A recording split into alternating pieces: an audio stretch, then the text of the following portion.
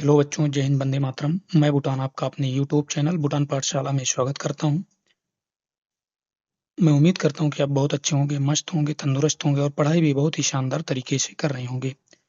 आगे बढ़ने से पहले मैं आपको बताना चाहूँगा कि हमारे चैनल पे आपको हिंदी मीडियम और इंग्लिश मीडियम दोनों ही माध्यम में सारा कंटेंट उपलब्ध कराया जाता है। इसके लिए आपको हमारे चैनल की प्लेलिस्ट में जाना होगा। प्लेलिस्ट में जाने के बाद आप देखेंगे कक्षा 6 से लेकर 12 तक आपको हर क्लास की 2 प्लेलिस्ट देखने को मिलेंगी। एक हिंदी मीडियम की होगी, एक इंग्लिश मीडियम की होगी। अगर आप हिंदी मीडियम के स्टूडेंट हैं, तो हिंदी मीडियम की प्लेलिस्ट से पढ़िए और अगर आप इंग्लिश मीडियम के स्टूडेंट हैं, तो इंग्लिश मीडियम की प्लेलिस्ट से पढ़िए बच्चों। लेकिन आपको ध्यान रहे, अगर आपको हमारी वीडियो पसंद आए, तो चैनल को लाइक, शेयर एंड सब्सक्राइब ज़रूर करिएगा और अपने दोस्तों तक ज़रूर पहुँचाइएगा। तो चलिए बच्चों, बिना किसी देरी के आज की क्लास हम स्टार्ट करते हैं।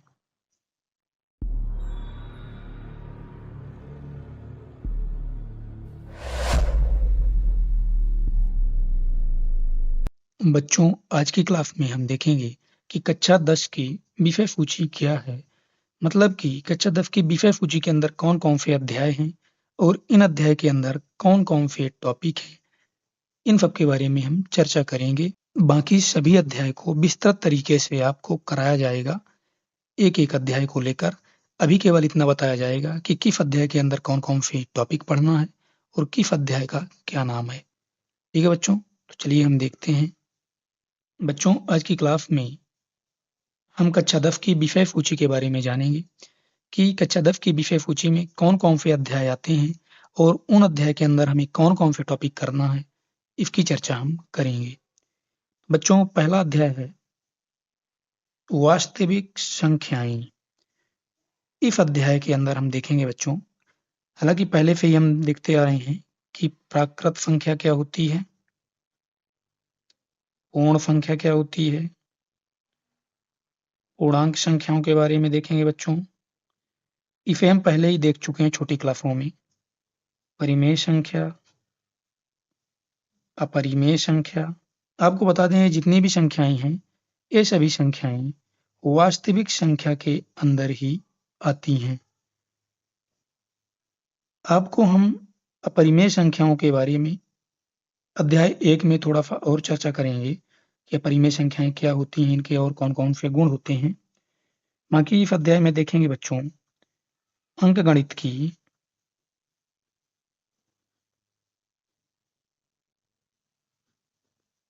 आधारभूत प्रमेय क्या होती है बच्चों। ये बहुत ही महत्वपूर्ण प्रमेय है। अभाज्य गुणनखंड क्या होता है,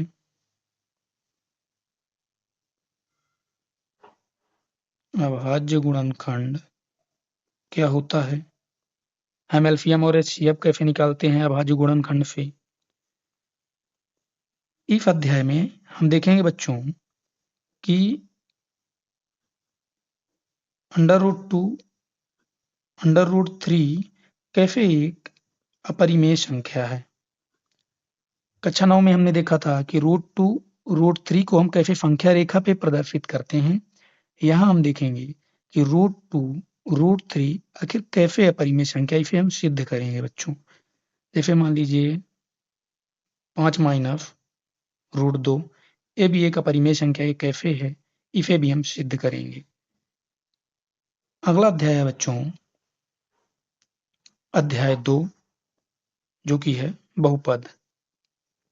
इस अध्याय में हम देखेंगे बच्चों बहुपद क्या होता है, बहुपद के प्रकार क्या होते हैं, आखिर बहुपद बनता कैसे है, बहुपद की घात क्या होती है, बहुपद की घात, बहुपद के शून्यकों का ज्यामितीय अर्थ क्या होता है।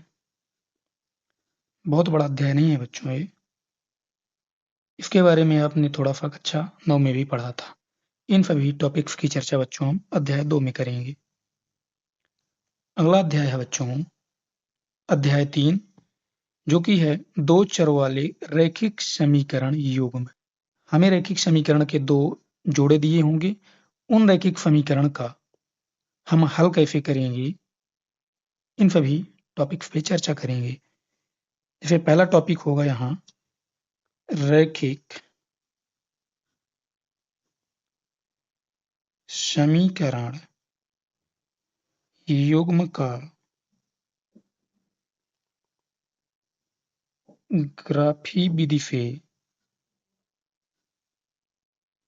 हल कैसे करते हैं। दूसरा देखेंगे रैखिक समीकरणों का असंगत युग्म क्या होता है। ऐसे ही देखेंगे रैखिक समीकरणों का संगत युग्म क्या होता है। सेम ऐसे ही देखेंगे रैखिक समीकरणों का आश्रित युग्म क्या होता है। बच्चों, एक रैखिक समीकरण युग्म को हम हल कैसे करते हैं।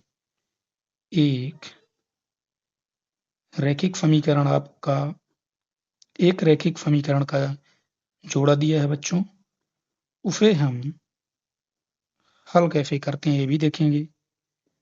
रैखिक समीकरण युग्म को सॉल्व करने की बीज गणितीय विधि क्या होती है। प्रतिस्थापन विधि क्या होती है। विलोपन विधि क्या होती है। इन सभी टॉपिक्स की चर्चा बच्चों हम अध्याय 3 में करेंगे।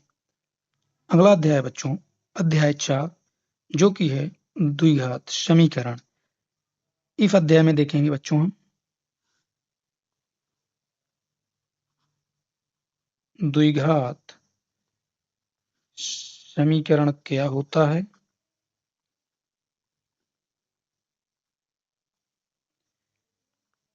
द्विघात समीकरण का मानक रूप क्या होता है। गुणनखंडों द्वारा हम द्विघात समीकरण को कैसे हल करते हैं। गुणनखंडों द्वारा द्विघात समीकरण का हल। अगला टॉपिक होगा बच्चों द्विघात समीकरण के मूल क्या होते हैं। मूलों की प्रकृति कैसे पता करते हैं। द्विघात समीकरण का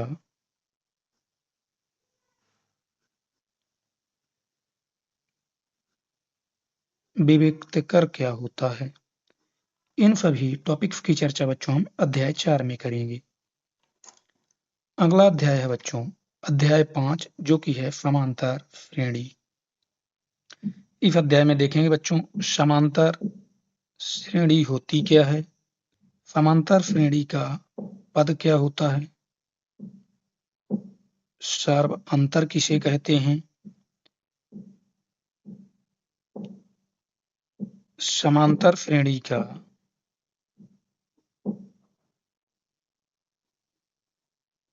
व्यापक रूप क्या होता है।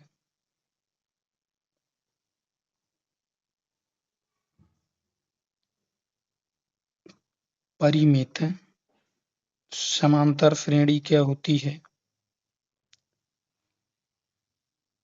अपरिमित समांतर श्रेणी क्या होती है। समांतर श्रेणी के प्रथम इन पदों का योग क्या होता है। बच्चों, इन सभी टॉपिक्स की चर्चा अध्याय 5 में करेंगे। अगला अध्याय है बच्चों अध्याय 6, जो कि है त्रिभुज। इस अध्याय में देखेंगे बच्चों समान आकार क्या होता है। किस प्रकार के आकार को हम समान आकार कहते हैं। समान आमाप क्या होती है।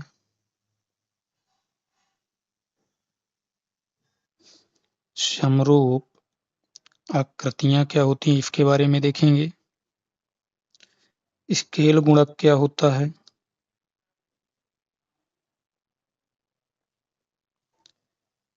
त्रिभुजों की समरूपता क्या होती है?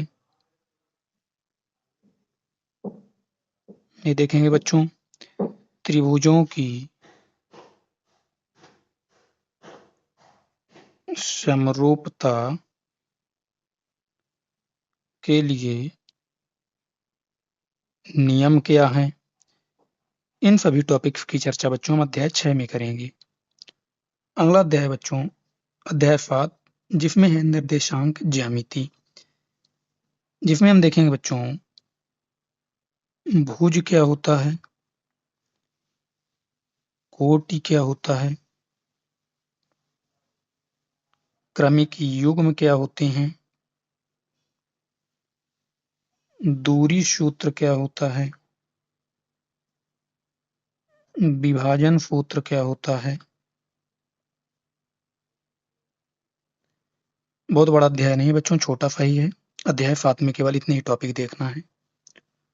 अगला अध्याय है अध्याय 8, त्रिकोणमिति का परिचय। इस अध्याय में बच्चों हम त्रिकोणमिति के इतिहास के बारे में समझेंगे। त्रिकोणमिति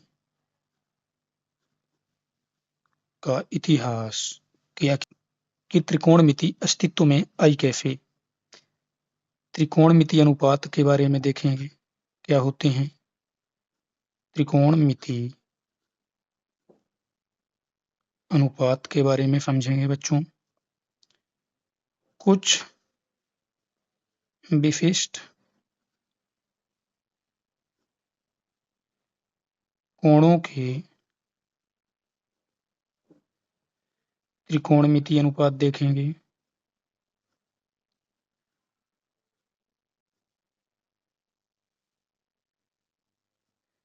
त्रिकोणमिति सर्वसमीकाएं क्या होती हैं। इन सभी टॉपिक्स की चर्चा बच्चों हम अध्याय 8 में करेंगे। अगला अध्याय है अध्याय 9, जो कि है त्रिकोणमिति के कुछ अनुप्रयोग। अध्याय 8 से ही संबंधित है बच्चों।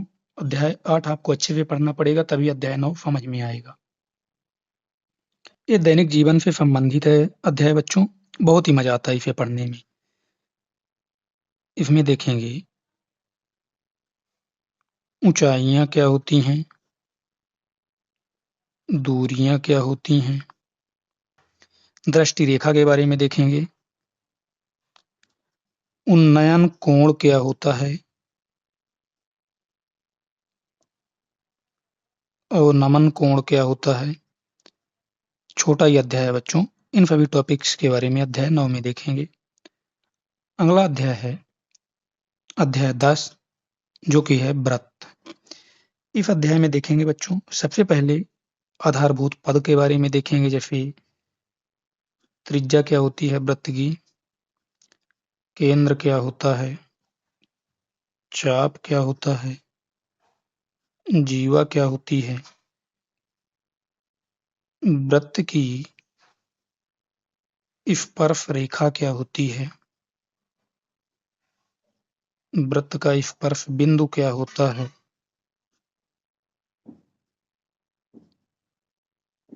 एक बिंदु से वृत्त पर स्पर्श रेखाओं की संख्या, मतलब एक बिंदु से वृत्त पर कितनी स्पर्श रेखाएं खींची जा सकती हैं, ये देखेंगे। इस अध्याय में बच्चों इतने ही टॉपिक देखना है। अगला अध्याय बच्चों अध्याय 11, जिसमें है वृत्तों से संबंधित क्षेत्रफल।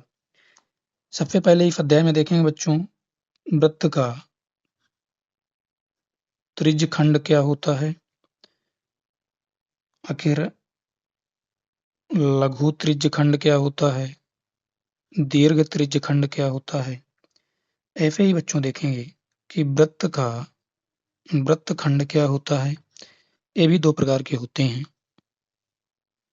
लघु वृत्तखंड, दीर्घ वृत्तखंड। त्रिज्यखंड का कोण देखेंगे बच्चों कैसे निकालते हैं। त्रिज्यखंड का कोण। ऐसे ही हम देखेंगे बच्चों, इस वृत्तखंड का हम क्षेत्रफल कैसे निकालते हैं। छोटे-छोटे टॉपिक है बच्चों, इसे हम अध्याय 11 में देखेंगे। अगला अध्याय है अध्याय 12, जिसमें है पृष्ठीय क्षेत्रफल और आयतन। इस अध्याय में देखेंगे बच्चों, ठोसों के संयोजन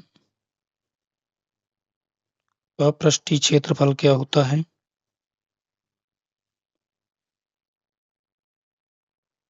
ठोसों के संयोजन का आयतन क्या होता है। ठोसों के संयोजन का आयतन क्या होता है। संयोजन का मतलब होता है बच्चों, ठोस आकार को जोड़ दिया जाए। अगला अध्याय बच्चों अध्याय 13, जिसमें है सांख्यिकी। इसमें हम देखेंगे केंद्रीय प्रवृत्ति के मापक क्या होते हैं, बहुलक क्या होता है, माध्य क्या होता है, माध्यक क्या होता है, संचयी बारंबारता क्या होती है। संचयी बारंबारता सारणी क्या होती है। संचयी बारंबारता वक्र क्या होता है। इसी को बच्चों हम त्वरण कहते हैं। जब आपको अध्याय कराया जाएगा तब व्यवस्थित तरीके से कराया जाएगा। वर्गीकृत आंकड़ों का माध्य क्या होता है। वर्गीकृत आंकड़ों का माध्य क्या होता है। इसे हम कैसे प्रत्यक्ष विधि से, पग विचलन विधि से,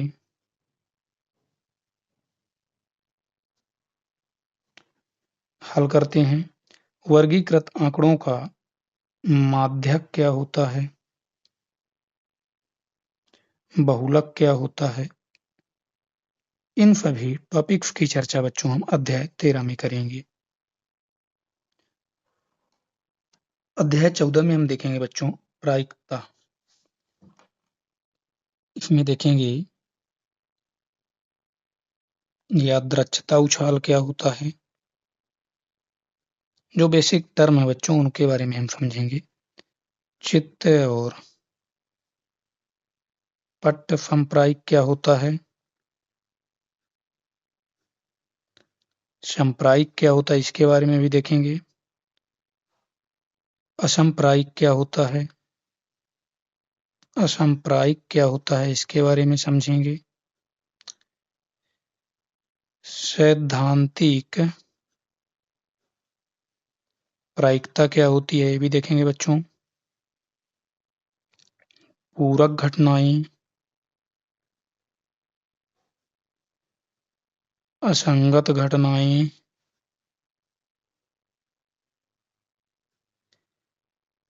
निश्चित घटना की प्रायिकता क्या होती है।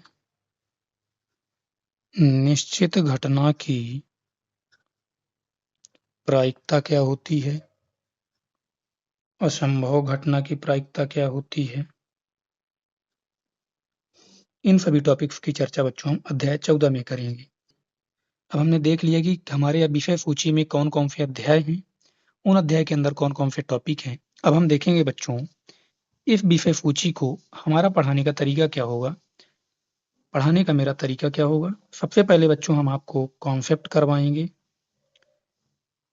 ये सभी अध्याय में लागू होगा। सबसे पहले कॉन्सेप्ट करवाएंगे, फिर उन कॉन्सेप्ट से संबंधित उदाहरण करवाएंगे। जब कॉन्सेप्ट और उदाहरण हो जाएंगे आपको प्रश्नावली कराई जाएगी। फिर ऐसे ही मान लीजिए अगली प्रश्नावली है तो उसके पहले जितने कॉन्सेप्ट हैं वो करवाए जाएंगे, फिर उदाहरण करवाए जाएंगे, फिर प्रश्नावली करवाई जाएगी। इसी प्रकार से सारा अध्याय आपको करवाया जाएगा। जब हमारा अध्याय कंप्लीट हो जाएगा उसके बाद उस अध्याय से संबंधित जितने भी एमसीक्यूज क्वेश्चन है यानी बहुविकल्पी प्रश्न है, सारे बहुविकल्पी प्रश्न करवाए जाएंगे। और जब बहुविकल्पी प्रश्न हो जाएंगे तो आपको मान लीजिए किसी कारणवश आपने उस अध्याय को व्यवस्थित तरीके से नहीं कर पाया तो आपको मोस्ट इम्पोर्टेंट क्वेश्चन करवाए जाएँगे, जिनको पढ़कर अगर आपने एमसीक्यूज़ सारे कर लिए और मोस्ट इम्पोर्टेंट क्वेश्चन कर लिए, इतना करके भी आप एग्ज़ाम को काफ़ी अच्छे से छोड़ सकते हैं। यकीन मानिए, अगर आपने कॉन्सेप्ट कर लिया, उदाहरण कर लिया, प्रश्नावली कर लिया और एमसीक्यूज़ कर लिया, उसके बाद मोस्ट इम्पोर्टेंट कर लिया, इसके बाद आपके अध्याय में कुछ और नहीं बचता है। इतना करके आप बड़ी आसानी से एग्ज़ाम को फोड़ सकते हैं बच्चों।